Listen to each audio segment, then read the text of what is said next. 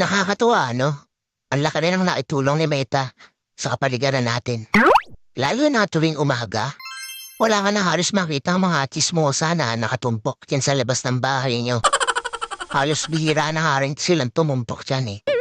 Paano kasi? Mas gugustuhin pa nila na mag-isip ng content para sa reels nila maghapon.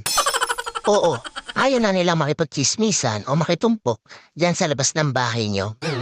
Actually, yung atensyon nila imbis na makipagchismisan, napunta na lang talaga sa pagre-reels. At eto pa ha, imagine ninyo. Kung dati, bumibili lang ng mga lutong ulam yung mga yan, ngayon, sila na mismo ang nagluluto ng mga ulam.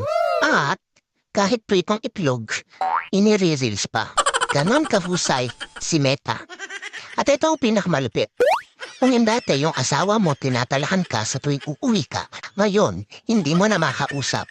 Kasi, busy na sa pagla-live o hindi kaya busy sa pananood ng live. At ang mas matindi, hanggang madaling araw, nakikipag-engage na lang siya dahil wala na siyang pakialam sa iyo.